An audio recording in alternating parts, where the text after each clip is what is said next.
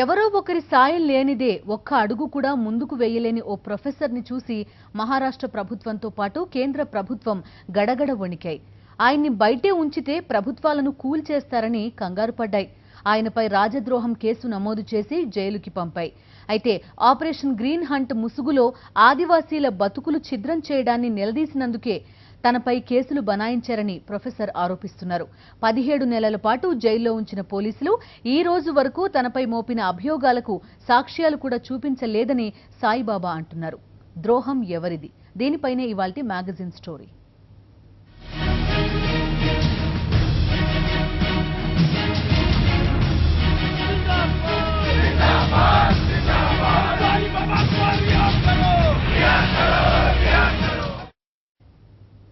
చక్రాల కుర్చీకే పరిమితమైన ఓ ప్రొఫెసర్ని చూసి ప్రభుత్వాలే గజగజ వణికాయి.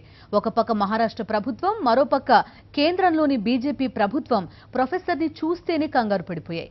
90% వైకల్యంతో బాధపడే ఆ ప్రొఫెసర్ ప్రభుత్వాలను కుప్పకూల్చేస్తాడని న్యాయస్థానాల ముందు భయం వ్యక్తం చేశాయి. ఏ సాక్ష్యం లేకుండానే ఆయన్ని 17 నెలలుగా జైల్లో ఉంచాయి. ప్రొఫెసర్ దేశద్రోహానికి పాల్పడుతున్నారనేది ప్రభుత్వాల ఆరోపణ. ప్రభుత్వ యంత్రాంగమే అణగారిన వర్గాలకు ద్రోహం చేస్తుందన్నది ప్రొఫెసర్ ఫిర్యాదు. వీల్ చైర్కే పరిమితమైన ఈ మేధావి ఎవరో ఒకరి సహాయం లేనిదే తన సొంత పనులు కూడా చేసుకోలేని నిస్సహాయుడు.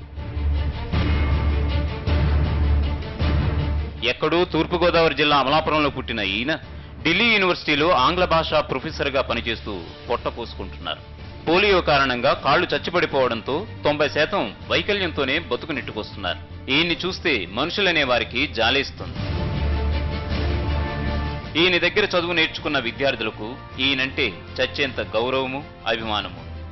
ఎందుకంటే ఈయన కెరీర్లో ఒక్కటంటే ఒక్క రోజున కూడా క్లాసుకు ఒక్క నిమిషం కూడా ఆలస్యంగా వచ్చిన సందర్భం లేదు. ఏ రోజున క్లాస్ ఎగ్గొట్టిన సందర్భం అంతకన్నా లేదు. క్లాస్కి వస్తే ప్రేమగా ఇంగ్లీషు భాషను బోధించడమే తెలుసు. ఈయనే professor G.N. Sai Baba. And by birth, you will acquire the social status and your profession. What is your profession is defined even before you are born. Wheelchair లేనిదే ఎక్కడికి వెళ్ళలేని సాయిబాబాను చూస్తే మాత్రం మహారాష్ట్ర ప్రభుత్వానికి గుండె దడ. మహారాష్ట్ర ప్రభుత్వంతో పాటు కేంద్రంలోని ప్రభుత్వాలు ఈయనంటే గజగజ వణికిపోతున్నాయి. ఈయన ప్రభుత్వాలను కుప్పకూల్చేస్తాడని, దేశ విద్రోహక శక్తులకు ఊతమిచ్చి కొంపలంటించేస్తారని ప్రభుత్వాలు భయపడ్డాయి. ఆ భయాన్ని పోలీసులకు బదిలీ చేశాయి. ఆ భయాన్ని అందిపుచ్చుకున్న పోలీసులు ఒక రోజున యూనివర్సిటీ నుండి ఇంటికి వెళ్తున్న సాయిబాబాను అమాంతం అపహరించి తమ వ్యాన్లోకి నెట్టి అపహరించుకుపోయారు. ఇలా అపహరించుకుపోయేటప్పుడు వారు పోలీసు యూనిఫారాల్లో లేరు, సివిల్ డ్రెస్ లో వచ్చి ఎత్తుకుపోయారు. ఆ తర్వాత సాయిబాబా ఇంటికి ఫోన్ చేసి ఆయన భార్యకు విషయం చెప్పారు. పేపర్ ఇవాల్యుయేషన్కి వెళ్ళారు. మార్నింగే 9:30కి. ఆయన లంచ్కి రావడానికి 1:15 ఫోన్ చేశారు. నేను గాడిని డ్రైవర్ని పంపాను, ఎంతకీ రాలేదు. ఇంకా 2:45 అయిపోతుంది, రాలేదు. ఫోన్ చేస్తుంటే నీ ఫోన్ కూడా ఎవరికి కలవలేదు. ఇంతట్లో గడ్చిరోలి పోలీస్ స్టేషన్ నుంచి మేము మీ హస్బెండ్ని అరెస్ట్ చేశామని చెప్పారు. ఏంటి, ఎక్కడ, ఎప్పుడు, ఎట్లా ఇవన్నీ అడుగుతుంటే మేము ఎయిర్పోర్ట్కి తీసుకెళ్ళిపోతున్నాము అని చెప్పి కట్ చేసేసారు. ఇంకా ఏమీ ఇన్ఫర్మేషన్ ఇవ్వలేదు. ఏం జరిగింది ఏంటి కూడా అర్థం కాలేదు. ఈ డ్రైవర్ ఫోను, ఈయన ఫోను కూడా బంద్ అయి ఉన్నాయి. సాయిబాబాను అపహరించుకుపోయి ఆ తర్వాత అరెస్టు చేశామని చెప్పిన పోలీసులు ఆయనకు మావోయిస్టులతో సంబంధాలున్నాయని ఆరోపించారు. మావోయిస్టు నేతలకు ఆయన లేఖలు రాశారని చెప్పుకొచ్చారు. అయితే తనకు మావోయిస్టులతో సంబంధాలు లేవని సాయిబాబా నిర్ద్వందంగా ఖండించారు. 90% వైకల్యంతో బాధపడే ఓ ప్రొఫెసర్ని చూస్తే ప్రభుత్వాలు ఎందుకు భయపడుతున్నాయి అన్నది మేధావులు నిలదీస్తోన్న ప్రశ్న. సాయిబాబా సతీమణి వసంతం సైతం ఇదే ప్రశ్న వేస్తున్నారు. అన్యాయం. ఆయన హెల్త్ బాగాలేదు, వీల్ చైర్ బౌండెడ్ పర్సన్. ఎవరు చూసినా ఒకళ్ళు సహాయం లేనిదే అక్కడికి ఇక్కడికి మూకాలేని వ్యక్తి ఎక్కడో అజ్ఞాతంలో పనిచేస్తున్న మావోయిస్టులతో ఎలాంటి కనెక్షన్ ఎలా ఉంటుందని ఎలా ఊహించగలరు? అసలు అది న్యాచురల్గా కూడా ఎక్కడ సంబంధంలో లేనే లేదు కదా. ఎవరిని ఏమీ చేయలేని స్థితిలో ఉన్న సాయిబాబాను చూసి భయపడుతున్నారంటే బహుశా సాయిబాబా దగ్గర ఏదో బలమైన ఆయుధం ఉండాలి. ఆ ఆయుధానికే ప్రభుత్వాలు భయపడుతూ ఉండాలి అని వామపక్ష మేధావులు అంటున్నారు. అయితే సాయిబాబా దగ్గర ఆయుధాలు ఏమీ లేవు. ఆయన దగ్గర ఏదన్నా ఆయుధం ఉందంటే అది ఆయన నమ్మే సిద్ధాంతమే. బహుశా ఆ సిద్ధాంతాన్ని చూసే పాలకుల వెన్నెల్లో చలిపుట్టు ఉండొచ్చు. ఇంతకీ ఏంటి ఆయన సిద్ధాంతం? ప్రపంచంలో మానవ హక్కులకు ఎక్కడ ఉల్లంఘన జరిగినా అక్కడ సాయిబాబా గొంతు విప్పుతారు, నిలదీస్తారు, ఉద్యమానికి శంఖం పూరిస్తారు. ప్రత్యేకించి అణగారిన వర్గాలు, ఆదివాసీ గిరిజనుల హక్కుల విషయంలో అయితే సాయిబాబా జీవితాంతం పోరాడుతూనే వచ్చారు. బహుళజాతి కంపెనీలకు అటవీ భూములను దారాదత్తం చేయడం కోసం 2009లో యూపీఏ ప్రభుత్వం ఆపరేషన్ గ్రీన్ హంట్ కు సిద్ధమైందనేది సాయిబాబా ఆరోపణ. మావోయిస్టులు ఏరివేత ముసుగులో పోలీసులు ఆదివాసీ గిరిజనులను వారి భూమికి, తండాలకు దూరం చేస్తున్నారని ఆయన ధర్మాగ్రహం.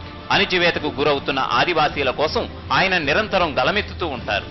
ప్రభుత్వం ఏమంటుందంటే సాయిబాబా ఆదివాసీలను రెచ్చగొట్టి అభివృద్ధి నిరోధక కార్యక్రమాల్లో పాల్గొంటున్నారని, పెట్టుబడులు రాకుండా చేస్తున్నారన్నది పాలకుల ఫిర్యాదు. అయితే ఇక్కడ ప్రభుత్వ వాదనలో డొల్లతనం బయటపడుతోంది. అటవీ భూములపై ఆదివాసీ గిరిజనులకు తిరుగులేని అధికారాన్ని రాజ్యాంగమే ప్రసాదించింది. రాజ్యాంగం ప్రసాదించిన ఆ హక్కులే ఆదివాసీలకు రక్షణ కవచంలా పనిచేస్తాయని నాటి రాజ్యాంగ నిర్మాతల ఉద్దేశం. ఇప్పుడు రాజ్యాంగపరంగా ఎన్నికైన ప్రభుత్వాలు రాజ్యాంగబద్ధంగా నడుచుకోవాల్సింది పోయి రాజ్యాంగం ప్రసాదించిన హక్కులనే అపహరిస్తామంటే ఎలా కుదురుతుంది? సాయిబాబా ఈ ప్రశ్ననే కొన్ని వందల సార్లు ప్రభుత్వం చెవిలో గూడి కట్టుకుని మరీ సంధిస్తున్నారు. ఇలా ప్రభుత్వ అణిచివేతను ప్రశ్నించినందుకే సాయిబాబాను అక్రమంగా నిర్బంధించారని ఆయన సతీమణి వసంతం గతంలోనే ఆరోపించారు. హ్యూమన్ రైట్స్ వైలేషన్ ఎక్కడ జరుగుతుంటే అక్కడ మేము గొంతు విప్పుతాము. ఆ గొంతు విప్పుతున్న వాళ్ళని అణిచివేయడానికి ఎలాగా అని చూస్తూనే ఉంటుంది ప్రభుత్వం ఎప్పుడూనే. ఎందుకంటే ప్రభుత్వం అభివృద్ధి అన్న పేరుతో ఆదివాసీలని, దళితులకి, విమెన్కి కూడా ఎక్కడ స్థానం లేకుండా అణిచేస్తుంది. ఆదివాసీలు ఆపరేషన్ గ్రీన్ హంట్ అన్న పేరుతోటి వేల కొద్ది సైన్యాన్ని ఆదివాసీ జగాల్లోకి పంపించి గ్రామాలకి గ్రామాలే తుడిచేస్తుంది. ఫాల్స్ ఎన్కౌంటర్స్లో నిర్దోషులైన అమాయకులైన ఆదివాసీలని పొట్టన పెట్టుకుంటుంది. ఇవన్నిటికి మేము వ్యతిరేకంగా మేము అడుగుతున్నామని ప్రభుత్వము మా మీద ఇలా ఈ ఆరోపణ పెట్టి ఇతన్ని బయట కూడా ఇలా అడుగుతున్న వాళ్ళని అణగద్రొక్కేయాలనేసి ఒక ఉద్దేశపూర్వకంగానే ఇది చేస్తోంది. మావోయిస్టు పార్టీకి సాయిబాబా అంతర్జాతీయ కోఆర్డినేటర్గా వ్యవహరిస్తున్నారని పోలీసులు అంటారు. అయితే సాయిబాబా అంతర్జాతీయ స్థాయిలో ఎక్కడ హక్కుల ఉల్లంఘన జరిగినా గొంతు విప్పుతారని, ఆయన అంతర్జాతీయ ఉద్యమకారుడని ఢిల్లీ యూనివర్సిటీ ప్రొఫెసర్ సాయిబాబా సహ ఉద్యోగి అంటున్నారు. ప్రశ్నించే ప్రతి ఒక్కరిని మావోయిస్టు అని ముద్ర వేయదలుచుకుంటే అందరూ మావోయిస్టులు అవుతారని ఆమె అంటున్నారు. I am also called a Maoist if I have sympathy with the Adivasis. So if it is the case that anybody who has sympathy with the Adivasis is a Maoist, it is senseless. Then you can arrest anybody. Sai Baba is the international coordinator for, not coordinator, he is internationally active and nationally active on issues of displacement, on issues of corporate loot, on issues of land.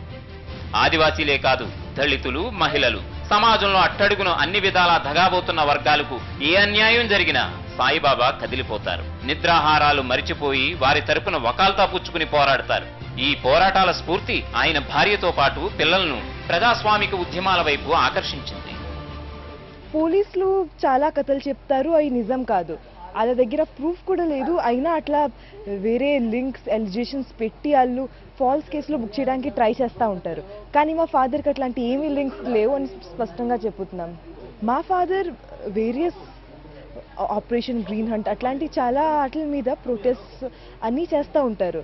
Human rights గురించి చాలా ఎక్కడైనా ఆదివాసీలకైనా, దళిత్స్కైనా ఏదైనా అన్యాయం జరుగుతుంటే మా father వాళ్ళ వాయిస్ని ఎత్తడానికి ట్రై చేస్తారు. గవర్నమెంట్ ఏమో ఎక్కడ అట్రాసిటీస్ జరుగుతున్నాయో, ఏం జరుగుతున్నాయో అవన్నీ కింద దబాయడానికి ట్రై చేస్తుంది. కానీ మా ఫాదర్ అట్లని బయట తీసి తేడానికి ట్రై చేస్తారు. అది గవర్నమెంట్కి ఒక పెద్ద ప్రాబ్లం. కాబట్టి ఇట్లాంటి అన్హ్యాండెడ్ మెథడ్స్తో వాళ్ళు మా ఫాదర్ని పెట్టడానికి ట్రై చేస్తున్నారు.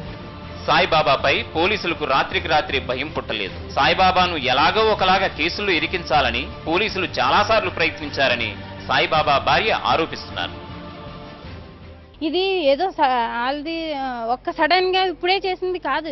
అనేక ఎప్పటి నుంచో ప్రభుత్వము ఇది ప్లాన్గానే ఈ విషయంలో ఉన్నది. ఎందుకంటే ఆపరేషన్ గ్రీన్ హంట్ ఎప్పుడైతే స్టార్ట్ అయిందో దానికి వ్యతిరేకంగా ఇక్కడ ఇంటెలెక్చువల్స్, దళితులు, స్త్రీలు మేము అంతా కలిసి ఒక కమిటీగా ఏర్పడి దానికి ఖిలాఫ్ పనిచేస్తున్నాము. అప్పటి నుంచే అనేక స్టేట్మెంట్లు ఇస్తూనే ఉన్నది. క్రితం సంవత్సరం సెప్టెంబర్లోనేమో ఎక్కడో అహేరీ పోలీస్ స్టేషన్లో ఏదో చోరీ జరిగింది. ఆ చోరీ సామాన్ ఎతుకుతామని మా ఇంట్లోకి 60 మంది పోలీసులు జబర్దస్తిగా వచ్చేసి మమ్మల్ని ఏమో హౌస్ అరెస్ట్లా చేశారు. ఒక విధంగా హౌస్ అరెస్ట్ చేసి బయటికి కమ్యూనికేషన్ లేకుండా చేశారు. ఫోన్స్ అన్నీ తీసేసుకున్నారు. Laptop, hard disk, pen drives అన్నీ పట్టుకుపోయారు. వితౌట్ సీల్ ఏమి చేయకుండానే అవన్నీ తీసుకుని పట్టుకెళ్ళిండ్రు. మళ్ళీ ఇప్పుడు తర్వాత జనవరిలో కూడా మళ్ళీ వచ్చారు ఇంట్రాగేషన్ అనేసి. ఇంట్రాగేషన్లో కూడా మా హస్బెండ్ ఎంతో కోఆపరేట్ చేశారు. ఒక 5 గంటలు ఇంట్రాగేషన్ చేశారు. మేము సాటిస్ఫాక్షనే అని చెప్పి వెళ్ళారు. వాళ్ళ దగ్గర ఏమీ సబూతులు లేనే లేదు. సాయిబాబాను అక్రమంగా నిర్బంధించడం దారుణమని దేశవ్యాప్తంగా మేధావులు, ప్రజా సంఘాల నేతలు ఆరోపించారు. ఆయనకు బాసటగా ఉద్యమాలకు సిద్ధమయ్యారు. అయితే పోలీసులు మాత్రం సాయిబాబా జైలు బయటే ఉంటే దేశమే అల్లకల్లోలమైపోతుందన్నట్లు భయం వ్యక్తం చేస్తున్నారు.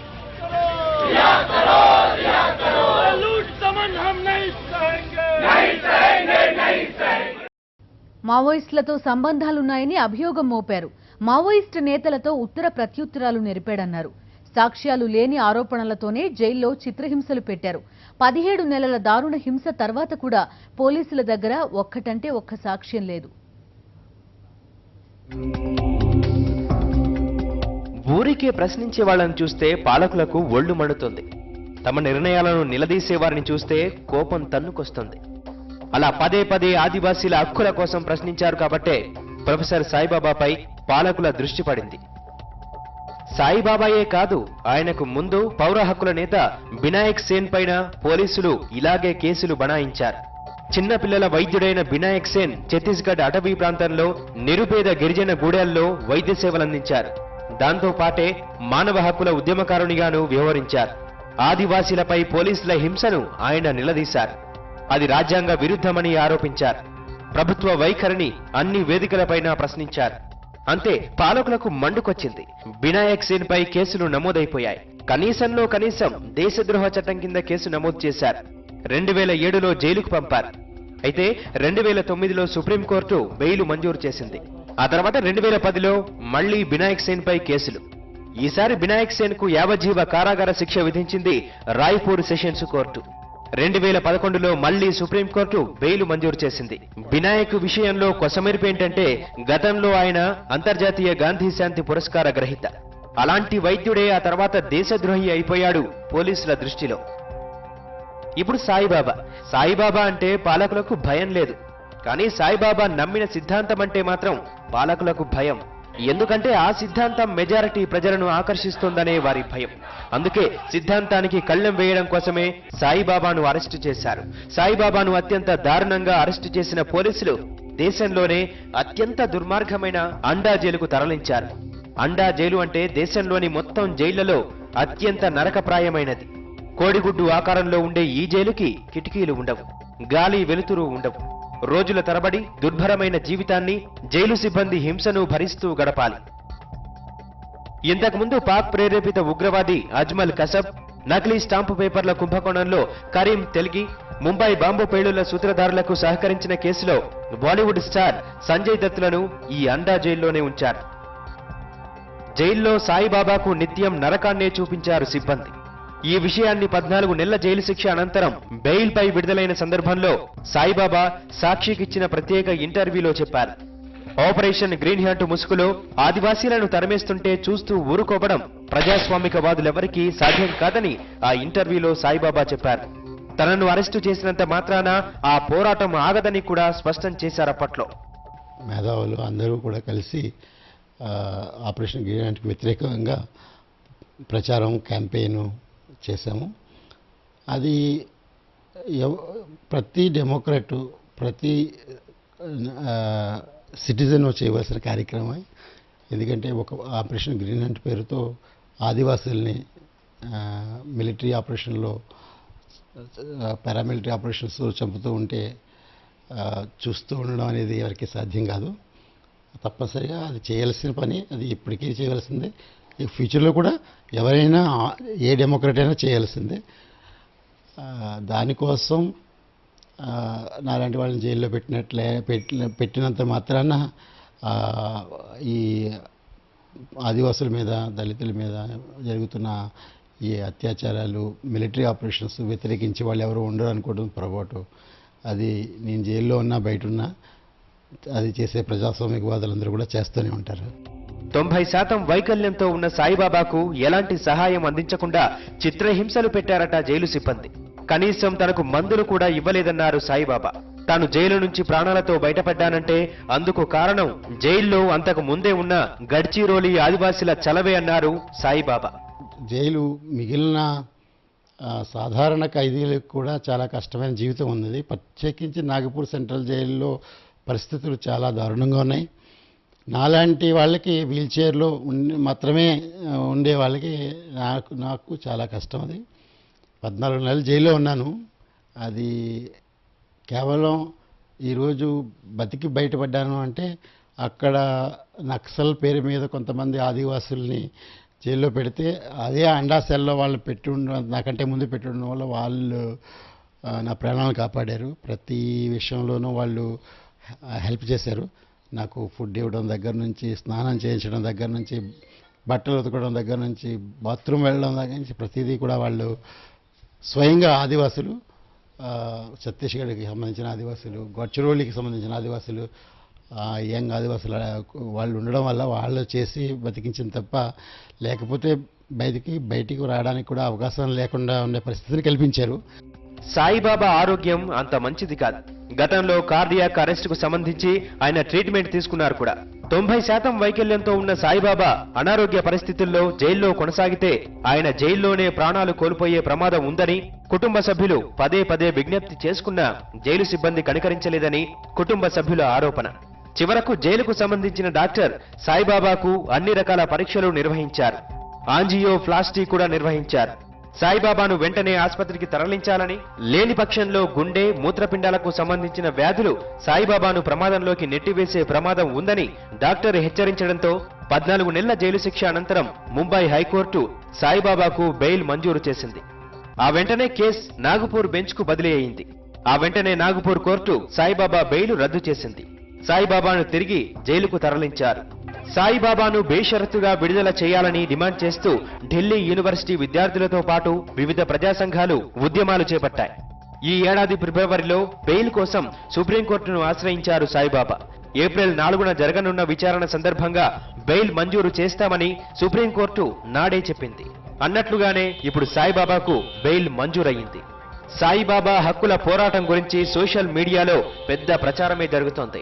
సాయిబాబా పోరాటం, ఆయన అరెస్టు, ఆయన విడుదల కోసం జరిగిన ఉద్యమాల ఘట్టాలతో పాలస్తీనా గాయకుడు డాక్ జాబ్ పాడిన పాటను అనుసంధానించి సోషల్ మీడియాలో విడుదల చేశారు. దానికి విపరీతమైన స్పందన లభిస్తోంది.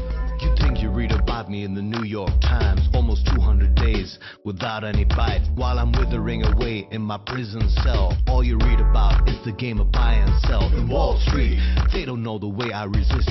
If they knew, they'd be shocked at the way I insist. Freedom and human rights are on my list. I wanna live, breathe, move, hell I wanna exist.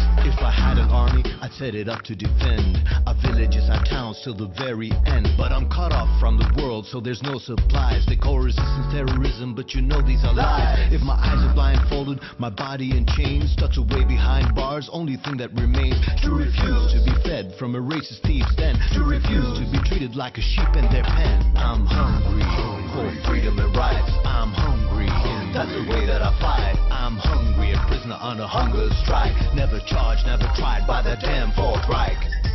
Let them say what they say about my people. If there's one thing we ain't, it is sheeple. Why would we give up on our land and allow its theft? Because greed is their creed, there'll be nothing left. We want justice, how is that too much to ask? You won't touch this, cause you're not up to the task. Go ahead and lie, and call our enemy civilized. It won't matter no more when victory strikes. I'm hungry for for freedom and rights. I'm hungry, that's the way that I fight. I'm hungry, a prisoner on a hunger strike. Never charged, never tried by the damn Fourth Reich.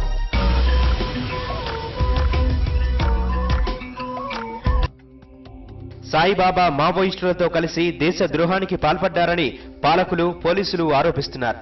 పాలకులు పోలీసులు కలిసి అమాయక ఆదివాసీ గిరిజనులను వేధించుకు తింటున్నారని, వారికి నిలువ నీడ లేకుండా ద్రోహం చేస్తున్నారని సాయిబాబా ఆరోపిస్తున్నారు. మరి ద్రోహం ఎవరిది? I'm hungry for freedom and rights. I'm hungry, that's the way that I fight. I'm hungry, a prisoner on a hunger strike. Never charged, never tried by the damn Fourth Reich. I'm hungry for freedom and rights. I'm hungry, that's the way that I fight. I'm hungry, a prisoner on a hunger strike. Never charged, never tried by the damn Fourth Reich. I'm hungry for freedom and rights. పాలకులకు నచ్చకపోతే పోలీసులకు కోపం వస్తే చాలా కష్టం. పాలకులను ప్రశ్నిస్తే పోలీసులకు ఎదురు తిరిగితే చచ్చేంత కష్టం. అయితే హక్కుల కోసం పోరాడే వాళ్ళు లాభ నష్టాలను కష్టాలను బేరీజు వేసుకోరు. సాయిబాబా కూడా ఆ కోవకే చెందుతారు. అందుకే జైల్లో ఉన్నప్పుడు కూడా ఆయన ఆదివాసీ హక్కుల పరిరక్షణ కోసం జీవితాంతం పోరాడుతూనే ఉంటానని స్పష్టం చేశారు. ఇది ఇవాల్టి మ్యాగజైన్ స్టోరీ. మరో ఇంట్రెస్టింగ్ టాపిక్ తో మరో బులెటిన్ లో కలుద్దాం. Stay tuned.